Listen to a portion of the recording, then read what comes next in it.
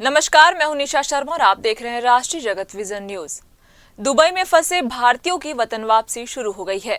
अंतर्राष्ट्रीय उड़ानों में बड़े पैमाने पर रद्दीकरण के बीच भारत सरकार और एयरलाइंस कंपनियों ने फंसे यात्रियों को राहत देने के लिए विशेष इंतजाम शुरू कर दिए हैं। इसी क्रम में दुबई में फंसे 217 भारतीय यात्रियों को अमीरात की विशेष उड़ान के जरिए सुरक्षित भारत लाया गया।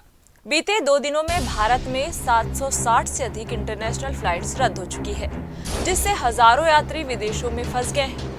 हालात को देखते हुए एयरलाइंस कंपनियां अतिरिक्त और विशेष उड़ानें संचालित कर रही है। इसी क्रम में दुबई में फंसे 217 भारतीय यात्रियों को अमीरात की विशेष उड़ान के जरिए सुरक्षित भारत लाया गया।